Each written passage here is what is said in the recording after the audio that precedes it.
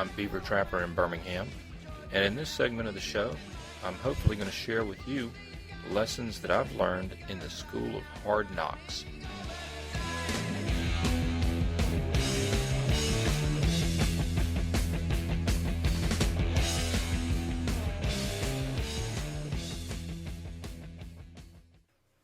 Hello and welcome to the School of Hard Knocks. Tonight we're going to talk about prepping for the long term. In previous episodes we've discussed how to get started in prepping for the short-term event, a power outage, an ice storm, a tornado or hurricane, any event from one night up to, say, 10 days to 2 weeks. And tonight we're going to talk about prepping for a longer-term event, whether that may be some sort of societal breakdown, some sort of economic collapse, or just a deterioration of the social order and the rule of law. There are two facets to prepping for the long term.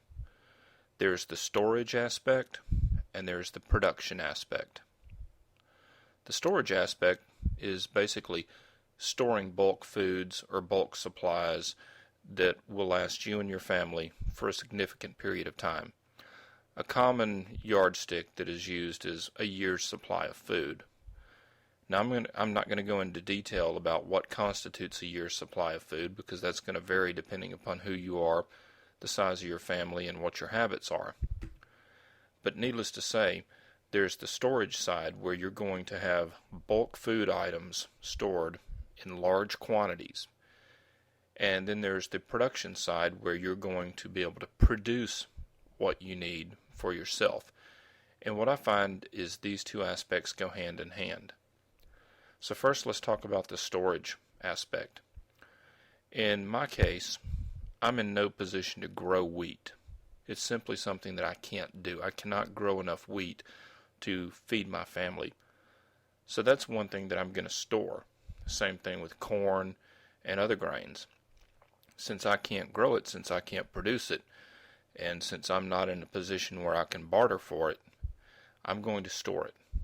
And my preferred method of storage is in 5-gallon buckets, sealed in Mylar bags with oxygen absorbers.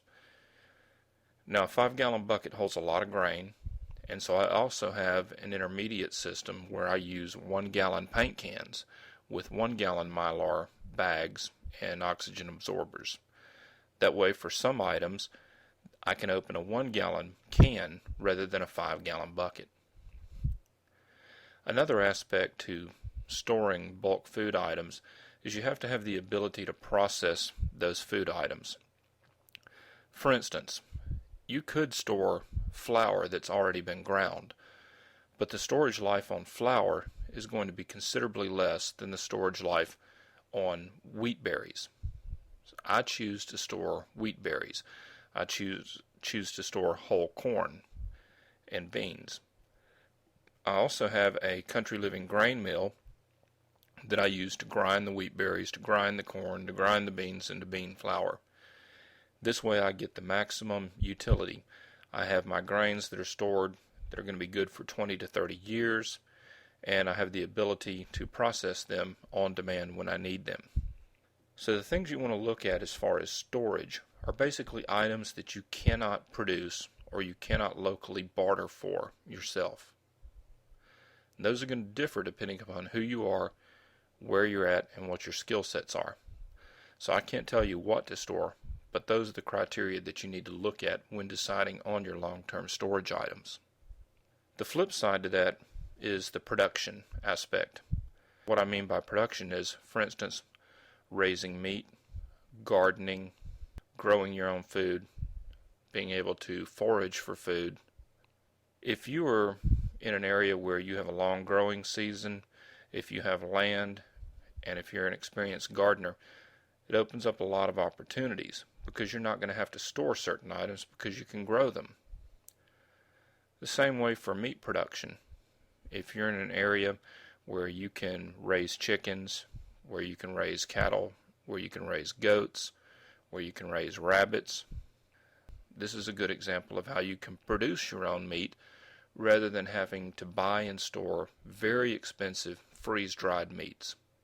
Another thing you want to consider is even though you have the means to produce an item, it often pays to have a backup storage plan for that item, simply in case of a failure or some other sort of mishap.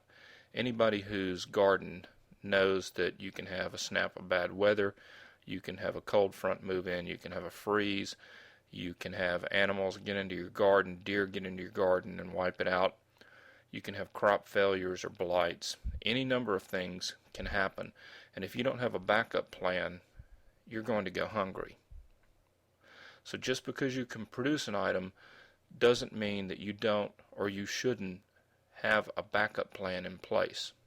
In a military sense, this would be called defense in depth. You don't just have one line of defense, you have multiple lines of defense. So when you're considering this, those are some of the things that you need to think about.